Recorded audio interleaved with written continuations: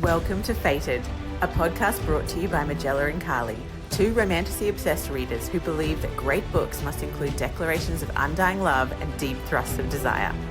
Diving into the spicy, smutty fantasy genre, we are here for both the rattling of stars and headboards, and our podcast starts with the worlds of SJM, but delves into other realms. Did we mention that washboard abs and wands of all kinds are welcome in this inclusive and magically charged space? No topic is off limits, and no one is forced to have only one favourite heroine. Welcome to Fated, where we are unabashedly and wholeheartedly hot and heavy for spicy fantasy fiction. It's time to sit down and smut up. Warning, spoilers ahead. All right, hello, welcome to episode number 5 of Fated the podcast. I'm Carlie. And I'm Majella. And today we thought we would have a really fun conversation about some of the questions and ponderings and thoughts that come into our minds when we are reading fantasy romance. Some of the really hang on a second. If the author was sitting next to me, I would ask, why did you make that happen? Or how does that work? Random things. So Majella, do you want to kick us off with one of the things that you often think when you're reading either, Sarah J Maas, Rebecca Yarros, Jennifer Armentrout, any of those fantasy books? We have a bit of a list. Carlie, I would like to kick us off, but first I just have to know what you're reading. I've stopped reading. I've taken a break. I wasn't sure if we reading. should go there. What are you reading this week, Carlie? I wasn't sure if we should go there because Majella, I feel like she's in a deep mourning space. Anyway, she'll explain why. I too am feeling a little bit shell-shocked because I finished The Assassin's Blade late last night, and there is some grieving going on. So yeah, spoiler alert, I bawled my eyes out and I am still processing the departure of one of the main characters. So now though, I'm like, where do I go next? Do I jump back into Crown of Midnight, which I'd read 100 pages of before I jumped to Assassin's Blade? Do I go back there, or do I take a breather over the weekend and hope that my copy of Iron Flame turns up on Monday or Tuesday as promised by my postal service? Do I wait and devour that? This is the question I'm pondering today. So currently I'm not reading anything. And my answer would be obviously to just buy Iron Flame on Kindle and start reading it straight away, because I have no self-restraint. Yeah, and I would, but literally my day is full. I'm going to Melbourne to stay with my sister tonight, spending the day with her, working all day Sunday, working all day Monday, and I'm exhausted. So I don't know that I can do that to myself, but I really want to. If I didn't need sleep, that's what I would do. It is a great question of, when should you pause between books? Do you need a pause between books? Does it depend on the book? Let's pencil that down for a following episode to discuss that in more depth. I definitely need a day morning. Yeah, today.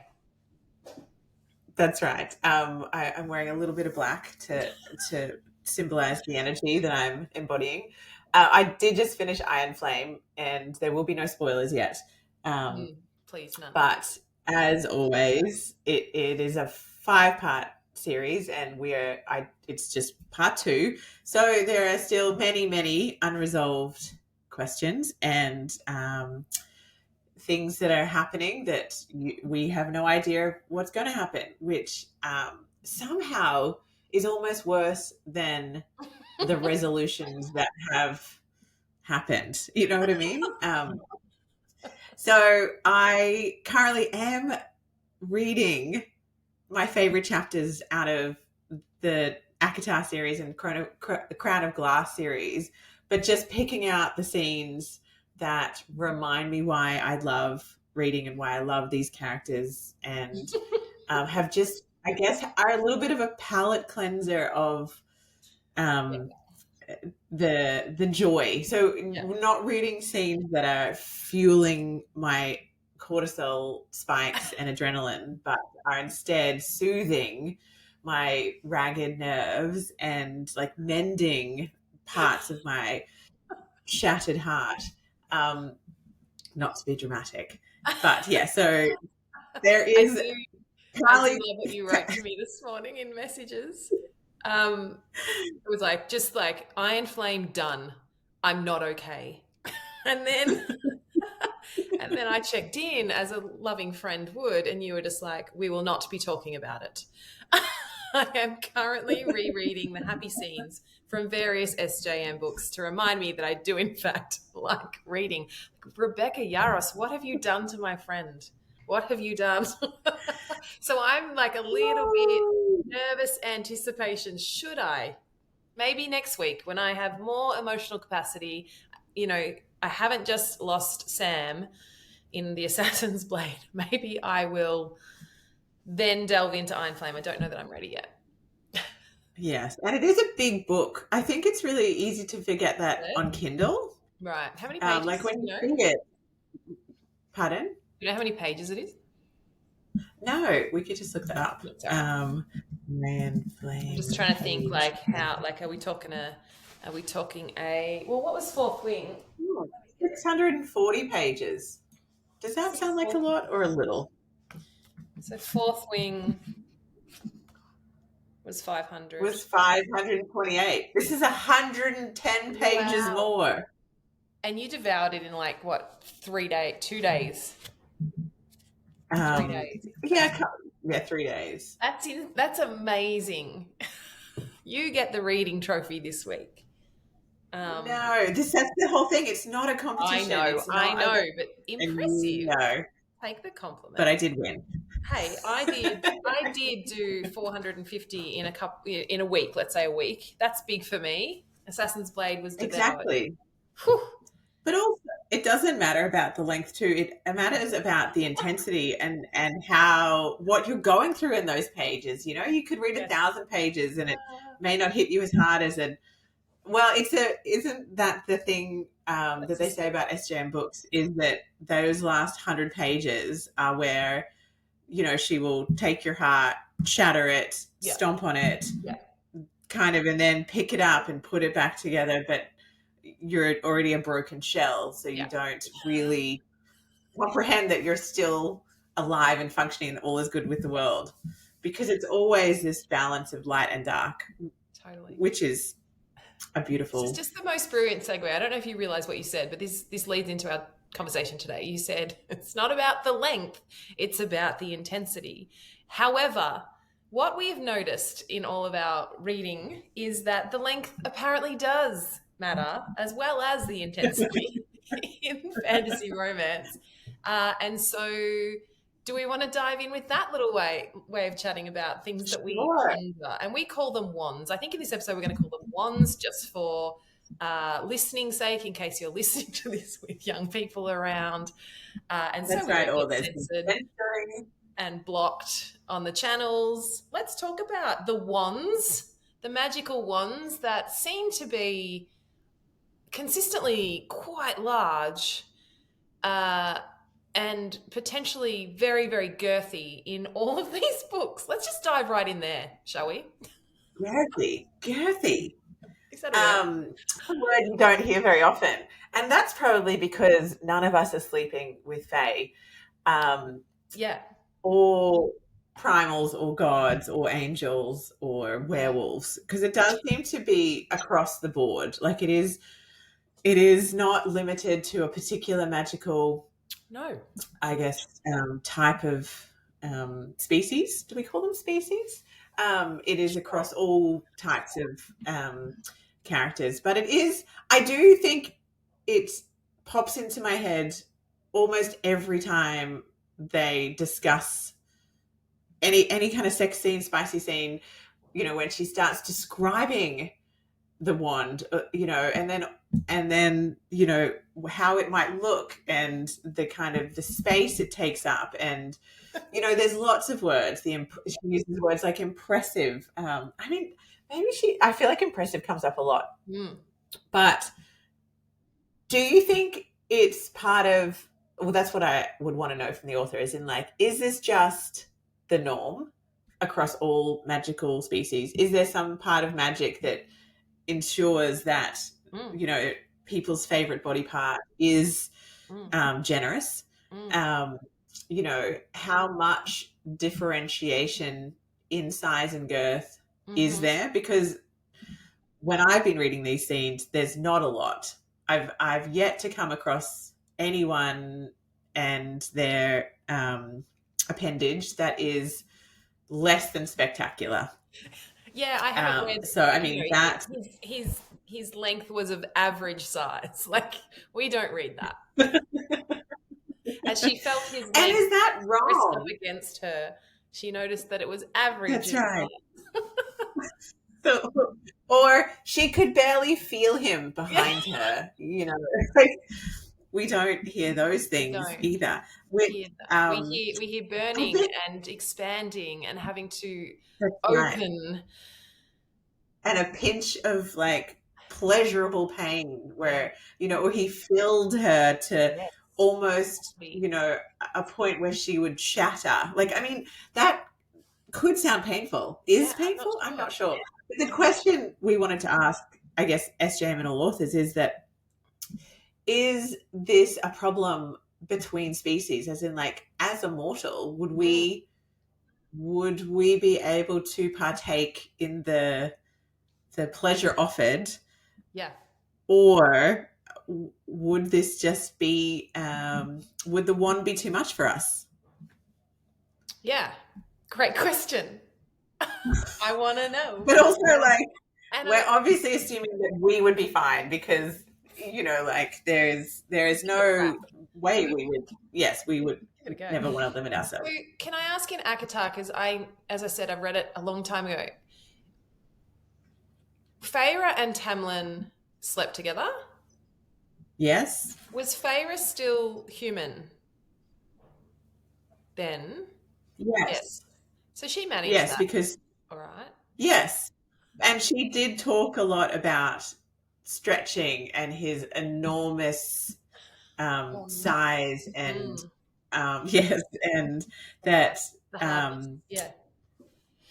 Yes, exactly. No, she did all right. So we might be okay, Madge. We might be okay. But, Carlie, there are so many theories about Feyre that she has descended from Fae, that she is already part Fae, that her great-grandmother is someone from somewhere else that her pelvis was still really normal in inverted commas, wasn't it? Like, that's true. At the end, when she was giving birth. That's true. So yes, she did. Interesting questions that we probably won't get answers to. But the other thing is, I think, you know, as you said, it seems to be very, very consistent across all species. And I just would love to know, like, when that was decided, by whom, and how it's almost, now every other writer just agrees that that's how it is, that the wands are ginormous. I'm just like, who decided that and when and how did everyone get on board with that? But is it just like, how could it be anything other than that? Everything else in a fantasy realm, and where we are seeking the best of every, like, you know, to be you know, yearning for something that, like, we can't change things in our physical reality here in terms of that. You know, it's very hard to change certain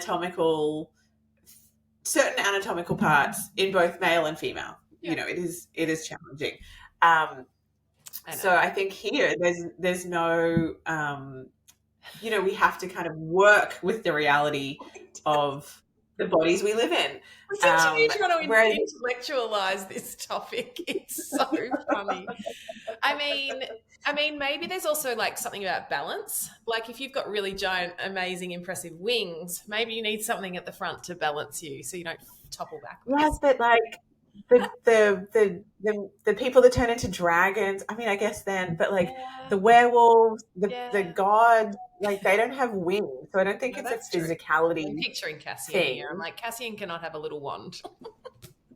Oh my God, no, Cassian would definitely have the biggest wand. Though there are rumors that Azriel, as the mysterious kind of, you know, the person where you never know what's going on, and he has really, we haven't really seen a lot of. We've never seen him unleashed has been written multiple times Literally. in the books where literally and like magically, he often is like controlling. He keeps himself very restrained. So it would not surprise me that he potentially is the largest of the three The because biggest he wand has of that all. kind of. That's right. He has that, and so he should after his terrible upbringing. So he should have something amazing. Yeah, good luck to whoever's made it. Look, we But could we talk should about we wands for should the whole discuss. episode, I feel. We could, but we should definitely talk about the top half because I find the wings The wings, so the feathers. Let's go, because this winged. is your question. Because I had not thought about the feathers and that sort of stuff, really. So do you want? What was your thought about this? Well, it's because I think sometimes my imagination can take things quite literally and then sort of almost pictures what that would be like if I was in that scenario, as we all must do, I think, so that you become immersed in the world. But it was, there was a scene where it was like, Reese wrapped like a wing around her and it created like this instant cocoon of warmth and, blocked out the light and stuff. And I was like, well, like it's feathers. Like feathers fall off birds all the time. Like, so are these feathers like falling off ever? Like, and do they get left behind in the bedding? Like if they've had a particularly bumpy flight somewhere, have they shaken them loose? Is there feather dandruff? Like, obviously we wouldn't discuss that in these books because how unsexy feather dandruff. But surely it's a thing, like, or are they just in such pristine health that like every feather is immaculate and it doesn't fall out ever until someone pulls them out in battle or something? Like, that's what I'm imagining. Because you don't clean up your feathers. No, I don't picture that. I don't picture feathers all over the floor. I mean, I think they do. It's funny. I pictured more like bat wings without, which is strange, isn't it? Like my brain went to not many feathers, whereas you've pictured maybe lots of feathers. Yeah. Well, I guess they are called, like they nicknamed the Bat Boys and stuff, but when they discuss the wings, they often talk about, but they do talk about like the membrane and, the very sensitive kind of like seams between the joins and stuff. But it's always, in my mind, that's on the inside. And then on the outside is this like wall of like, iridescent obsidian feathers interesting. And then do they molt like my chickens do at certain times? Yeah, easily.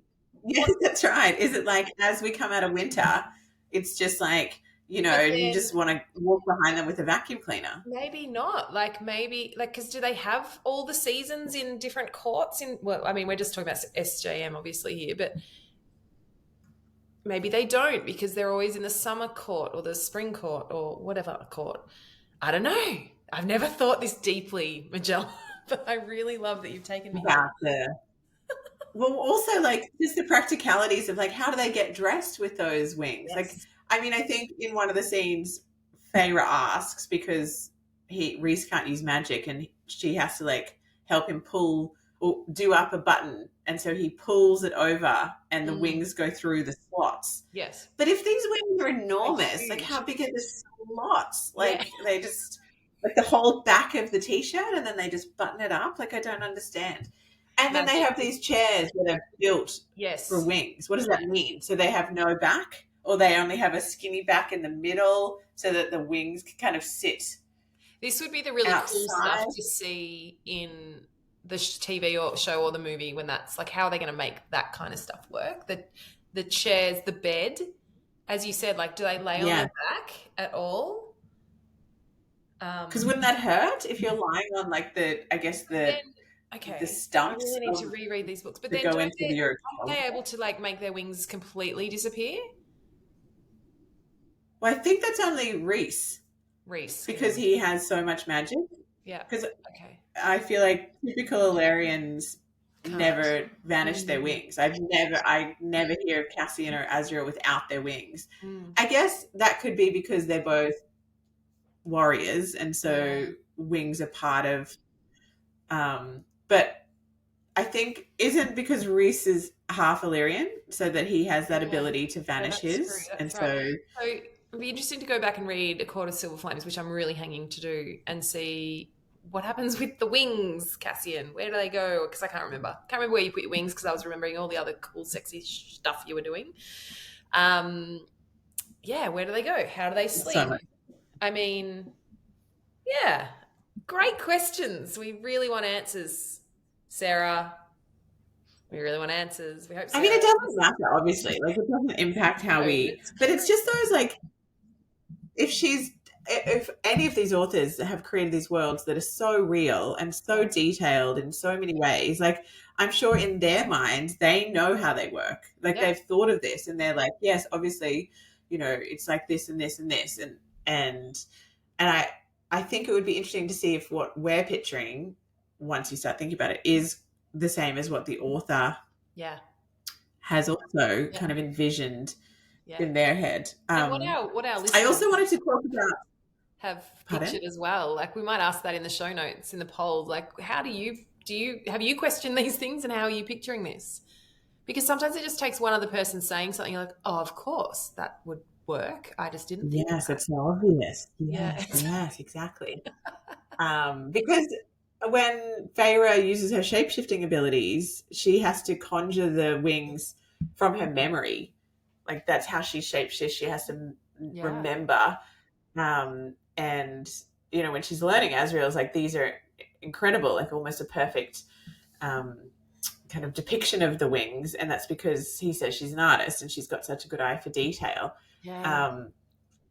But it's interesting because in a way, like if she was sort of creating them from her mind, she has to then imagine how they're connecting, what muscles they're connecting to, how broad the wingspan is, where they sit, how that affects her balance. Though Azriel does say that's why they're all so fit, because the wings are so big and so heavy.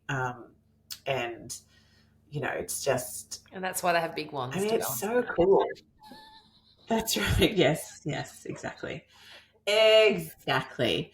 Now, I think we should segue into another topic that I find very intriguing, is how all the authors give their characters scents, smells. Do. Yes.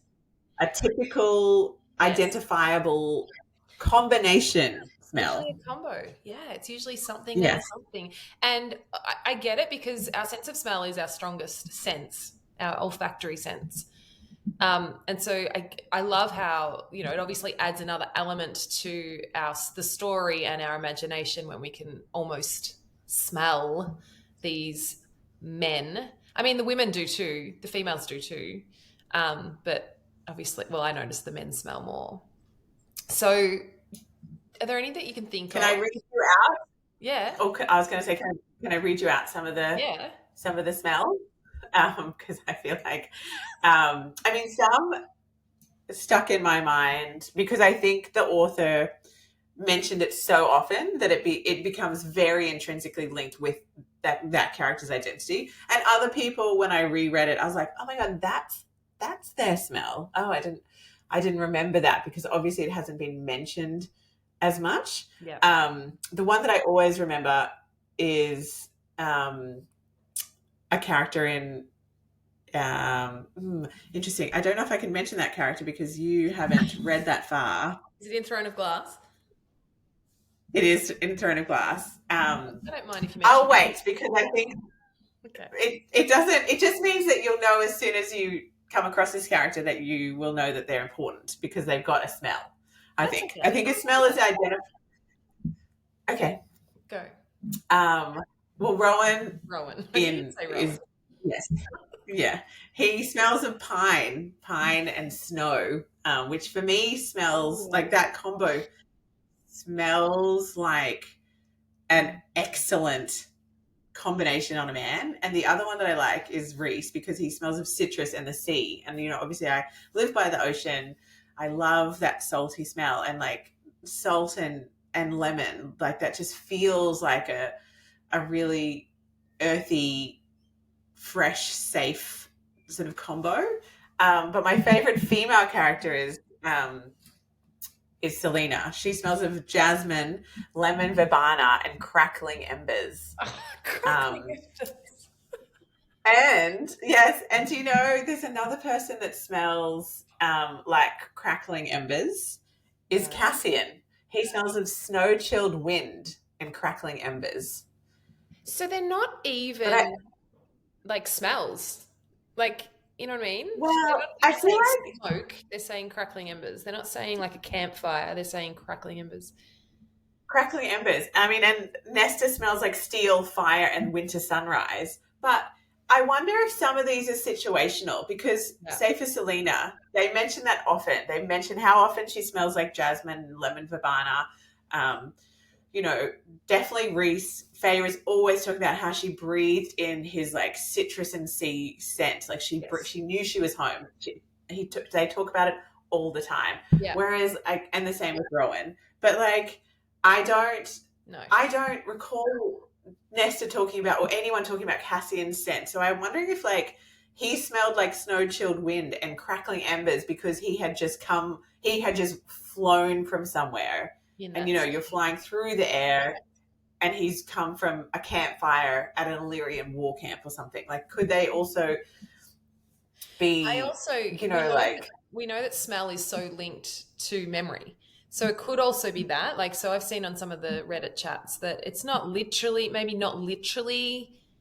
citrus and what's Reese again? Sea breeze or whatever. But it could be citrus and the sea. The citrus and the sea, but it could be that memory associated. So crackling embers might be actually associated with a feeling or a memory. Does that make sense? That's that makes sense. So maybe it's more the crackling embers is a feeling of comfort or warmth or whatever. And so the authors are using these words to evoke maybe a memory or a feeling for us. So then maybe we can kind of get a idea of the smell, because obviously we don't have scratch and smell books. Oh my God, how amazing would that be?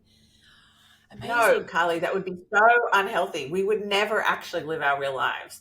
We would just be walking around. For the book, if it was like Cassian, scratch this and smell him, Reese. Scratch. Oh my God, people would be literally having sex with books. They would be like, yes, he smells like snow-chilled wind and crackling embers. Get me in him. You know, like, and I'd be like rubbing the Feyre one on me, like rubbing it on me in case I could find a Reese. Okay, well, she is lilac and pear, just FYI. Who is cinnamon? I'm just going to read. Like someone I've read recently is cinnamon. There's a few cinnamons. Oh, more is citrus and cinnamon. Oh. Pardon?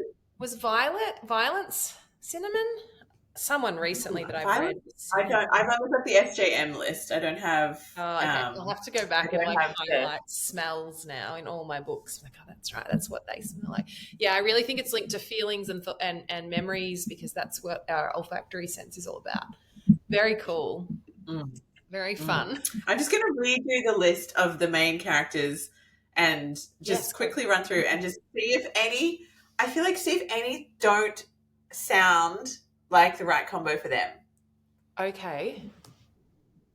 So we've got Selena. She's jasmine, lemon, verbena, and crackling embers. We've got Feyre, lilac and pear, which I think for Feyre doesn't sound like it has a strong enough element. She is such a battler, and I think lilac is very soft, and pear just, I don't know, that doesn't, for me, she doesn't, that smell doesn't capture what I think Feyre is. I think she needs a sharper lilac, and I do like the pear for some reason. I think that, like, there's a freshness, a newness, a lightness there that she does have, but maybe pear combined with something else. Yes, it could be three. Why can't she have three? Why not? Rice, which you haven't read yet, Crescent City. She's lilac and nutmeg. Okay. And then we've got Reese, who's citrus and the sea. Yeah. We like that one. I think that's a great combo. Yeah. Hunt, who you haven't met yet, he's rain and cedar, which I think could be the ultimate combo for a man. Like rain and cedar, like Yeah. wood, that like real Yeah. crisp wood smell, because cedar's quite a light wood smell, and then you've got rain, which is just like smells like life, like it smells Absolutely. fresh and alive. And Elaine has jasmine and honey, which I think is perfect for her. That sounds very like Sweetness. life, bees, that kind of Ember, who you haven't met yet either. She's honeysuckle and nutmeg, which I think as a woman sounds like a great combination. Sounds amazing, but I don't know what honeysuckle smells like. I'm like, I don't have any connection to honeysuckle, but I think honeysuckle would be similar to jasmine but sweeter. okay. Like how I'm go out and jasmine is sniff quite all these flowers now at the nursery, and people will be like, "Why are you sniffing all the flowers?" Like, I just need to know. And then you'll be taking note. Yes, that does definitely smell like Elaine. Excellent. Yes, good choice. Good choice, SJM. So Azriel is night chilled mist and cedar. Again with the cedar. I'm into the cedar. Night chilled mist. I can smell that. Chilled mist. Can you? Night chilled mist. Something else That, really? Like what? Yeah, I don't know that that's mysterious enough. Night chilled mist. Nah, not mysterious enough. What about something like not masculine enough. He smelled like I don't know, he smelled like the darkest night.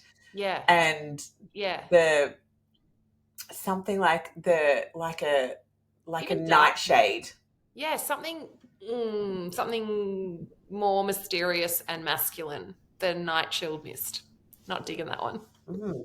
Well, I guess the mist though as well goes in with his shadows. Yeah, totally. That whole kind of like creeping. It just needs to be a bit more masculine for me than just night. Okay, right. What about instead of cedar, we did something like a bigger tree, like a like vetiver or something like real, or sandalwood. I'm picturing frankincense, sandalwood. The real heavy night chilled mist and myrrh.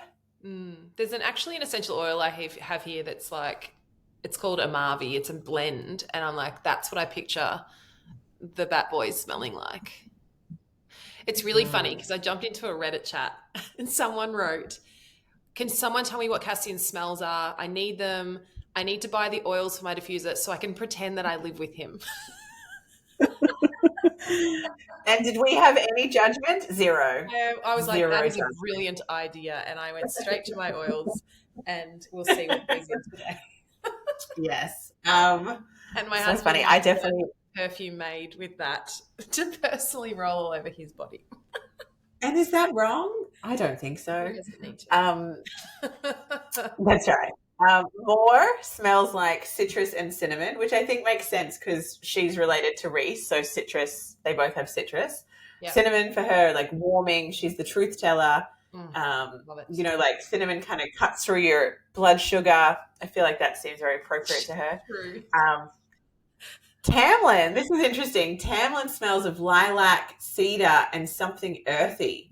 So Feyre smells also like lilac. So there's a little, they had the same smell, too similar. It was never going to work because their smells repelled. Yeah, but maybe that's what drew them to each other initially. Something earthy. Rowan is pine and snow, which we already know, which is, I think, my favorite combination, just because I love snow and I love pine tree forest. A lead, you don't know her. She has cinnamon and elderberries, which is that kind of, cinnamon is that, again, spicy kind of and sweet herb, and elderberries to me sound quite sharp, like a really small, sharp berry, like, where it's the taste kind of explodes on your tongue, which is when you meet her, you'll see. Would you think that about elderberries if you didn't know the character, or because it's linked to the character, you think like that's interesting? I think that elderberry are very healing. We have elderberry cough syrup in winter, and I don't know this character at all. I don't know if she's a healer at all, but Like to me, I was like really, really healing and nourishing and fresh. Ooh, interesting. Yes, I And do life think my giving. elderberry assessment has been swayed by her Yeah, cool. character traits. Love that. Yeah, Um, wow. but that's because I think we don't have elderberries necessarily native in Australia, as in like we can't go out and pick elderberries or so that's probably why too. Like if it was like blueberries, I wouldn't necessarily, Yes, I'd go with the blueberry characteristic backwards. Dorian, you've met Dorian. I've met Dorian. Oh Just. yes, cool. I was like, where? Yes, he smells like sea and the winter mornings, which again is a great combination and is a very interesting connection. Oh my God. I wonder if there are like clues in the smells to people's heritage. Yeah, maybe. I've been thinking about that. So, because you said maybe it's linked to where they come from or where they've been. Mm. Yes. Interesting. Someone, Cassian is, we'll someone circle will back to figure this Dorian. out. I can't yet because you haven't read enough. You have not, no judgment. I don't like just, Fine. So many smells um, in so many characters. Cassian smells like snow chilled wind and crackling embers, which I think Yeah. is a great combination, but I actually feel like he needs something slightly sweeter. I feel like he's underneath. He is one of the softest in the group. He's so, like, he is like, often they describe him as like, he instantly, knew when he'd stepped too far. He looked like a little boy. He wants to apologize. I feel like he's got this real kind of softness. I would put something in there that was like vanilla. Like I know that he's not at all vanilla, but something that is quite like it's Yeah. universally appealing in a way. Like he's kind of like the younger brother of the group. Like he's the like, yeah, come on guys, we're gonna stick together and I love you all. And I mean, and then he goes feral in the bedroom, which is perfect. But Yeah. I think his smell needs to be like, Yeah. and the crackling embers works well with Nesta because she's steel, fire, and winter sunrise. But like steel, fire, and winter sunrise, and you added in if he had like some vanilla, you've got this softness with the steel, like that kind of, Yeah. and it's always related. Vanilla's like in the home. Smells. It's the Yeah. love of the home. Yeah. It's baking. It's like my favorite smell on the planet. So Some, that's like, the list of the main starries. characters. I think probably because I'm drawn in life to those kind of smells. I love cinnamon and clove and star anise and vanilla and give me a chai latte and I'm happy. So That would be a good that's smell. what I picture for the Bat Boys is more of those like real kind of spicy, warming, masculine kind of smells. Especially because they live in the night court as well, and they often Mm. have like crackling fires and Mulled stuff. wine. I think more, yes, I feel more like there's this smell that it's so amazing. It's by my partner bought it a few years ago, and then I sort of ended up taking it because I was like, I love it on him, but I also love it on me. It's by Comme des Garçons, and it smells like smoke. Like it smells like smoky fireplace and leather and this like a really expensive type of like a frankincense-y Yeah. sandalwood, but then it has these sort of like it's got this tiny note of something soft, like Yes. like a tiny drop of rose in Yes. amongst all They this do need that very little bit of very, softness. Yes, I agree. but Oh my it's God, I tiny, wanna like, smell that. I want to smell that. and it's such a good smell. But like that's kind of when I think of the Bat Boys or even any of these main like male leads, Yeah. like which I won't say because you haven't met some of them. But imagine, But imagine if someone brought out a range of smells. Come on, someone out there who's really, really Carlie, creative. oh my God, we are going to do that. Everyone get ready. We're going to like We're gonna neither mix. of us are perfumeries, but perfumeries. What's it called when you are a master of smells? What's that called? Like if you I are only a know with wine, perfumist. it's a sommelier, but yeah, I don't know. A perfumist, I don't know. I could do that. I have so They're many called a perfumer. Perfumer. That doesn't sound right. A perfume connoisseur? SJM, we'll be in touch and we're going to bring out a range. Perfumery. Yes. I do have plans for something else. Anyway, we'll talk about that. Oh, okay. Little teaser. But so we've talked about scents, we've talked about wands, we've talked about feathers, we've talked about, I guess, the surroundings of their typical, home life, chairs and beds and all those kind of things. Why don't we just talk about, I just want to talk about the age in relation to libido. I want to talk about, I think age is a bit of a loaded topic in terms of, there are some massive age discrepancies in some of these romances with really? a 19-year-old and a 200-year-old or a 500-year-old. We're not going to delve into that in this episode. I think that warrants its own. And we would like to discuss why we don't have a 40-year-old lead heroine. Like, why can't we have an older female lead? And authors, if any authors are listening, I am telling you that there is a market ready to have a 40-year-old or a 50-year-old or a 60-year-old lead heroine. Like, why cannot someone of that age be badass, sexy, wise, still learning about life? Like, why can she not be that culmination of things, especially if she's a magical being? Because it does appear that libidos don't seem to decrease with age if we're specifically looking at some of our male characters. Yeah. And I said to Madge, is that just because they're male? And like in real life, I feel like men don't in general lose their libido. If anything, in my experience, it maybe increases as they get a bit older. Is it just that? Is it gender? Is it magic? What is it? Is it because they've got these amazing, hot, powerful, sexy 19, 20, 21-year-olds in their beds? Or is it also because they seem to be like at the peak of their physical expression as well? Like, if you were in real life, if you were, a 45-year-old, a 60-year-old, an 80-year-old, and you had incredible vitality and your muscles were strong, like, it makes sense that the body would still keep the sex drive high because everything is functioning well. Like, why would that just stop? Because that makes no sense. Like, that makes no sense in terms of just sort of like, other than, the procreation, if it's directly linked to a procreation type energy. But if not, and we can see that it's not, because, men, can father children into their 60s and 70s and 80s kind of thing. But in our reality, it's maybe the libido's changed because obviously we are impacted by the energy that's required to live our life.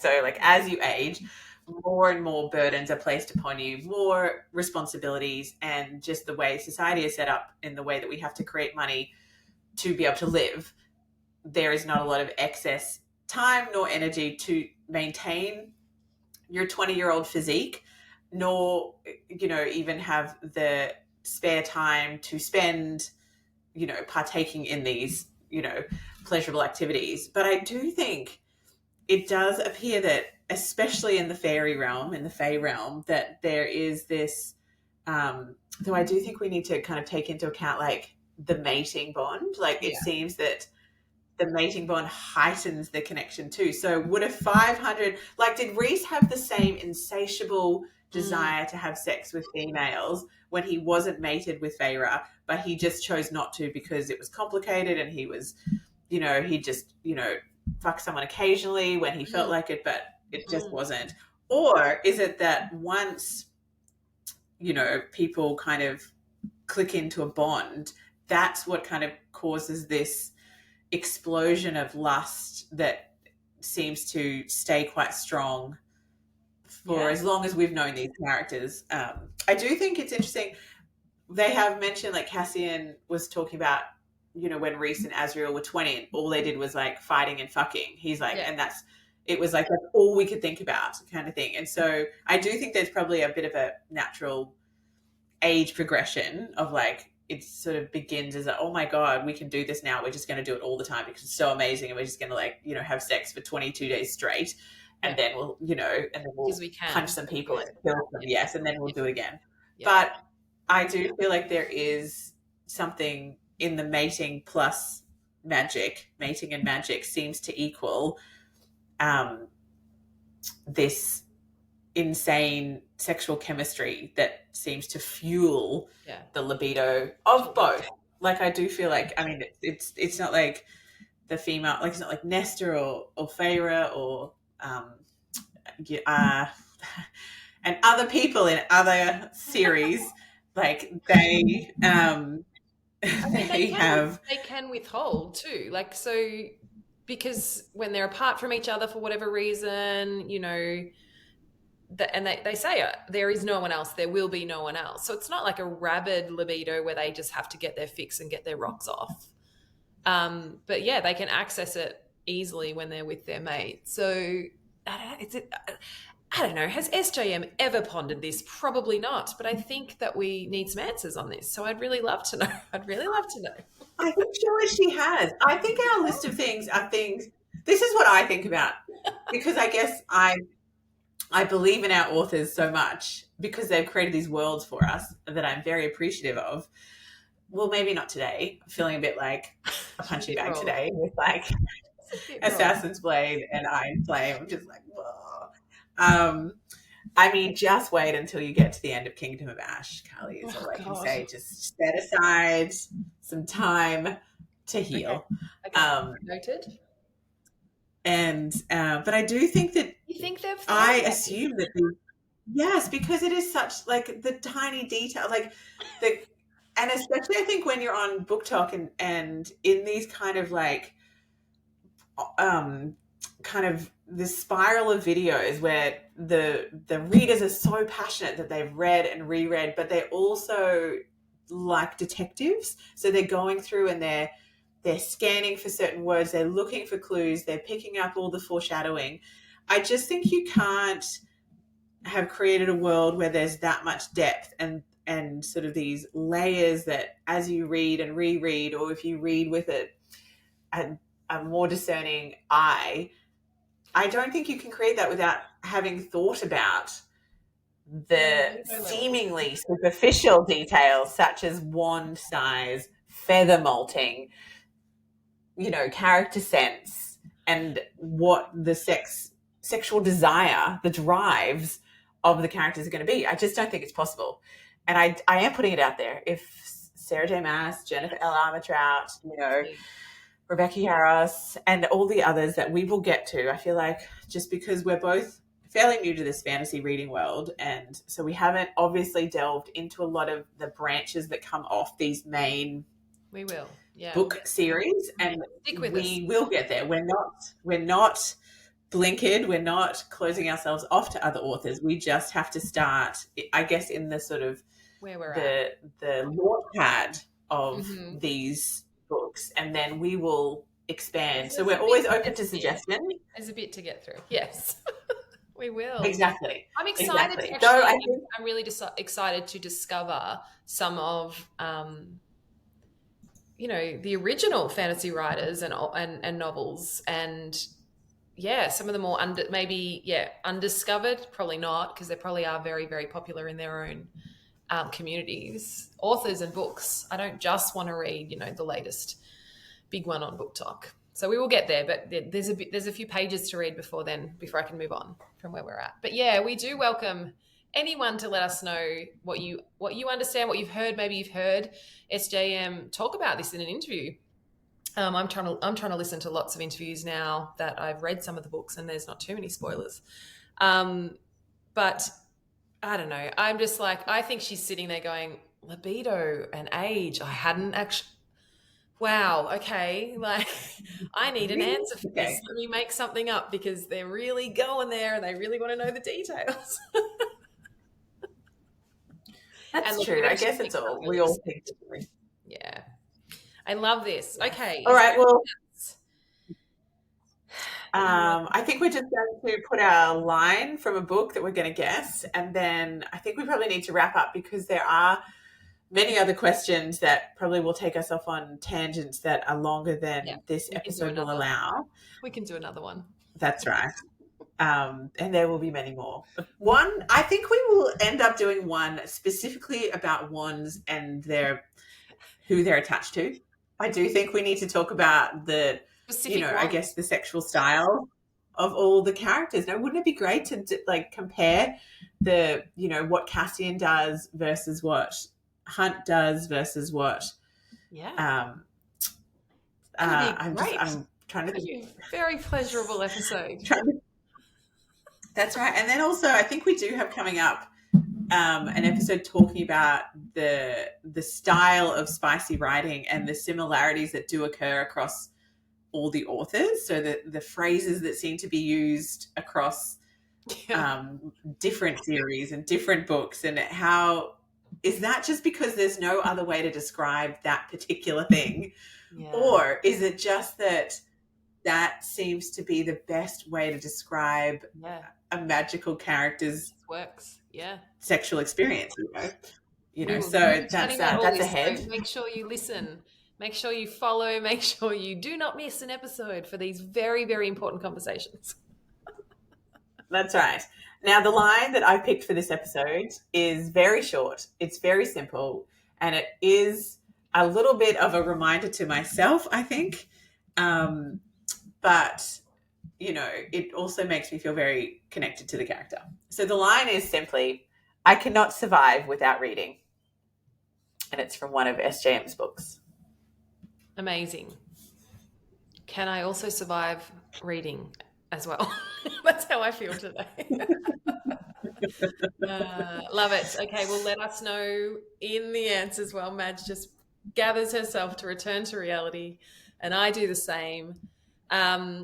Let us know if you know that line and which book it's from. It's been a fun one. I love this conversation. And definitely we'll be noting down smells in all my books and wand size and description, and we'll have another conversation, a part 2 and 3 and 4 and 5 on this topic. So this topic alone. That's right. We had to. It's all about, I think our tagline is "sit down and smut up." So we really do want to delve deep into the smutty side of spicy. We do. Fantasy fiction. Yeah, totally. Love it. That's all right, Madge. We're just warming you guys up.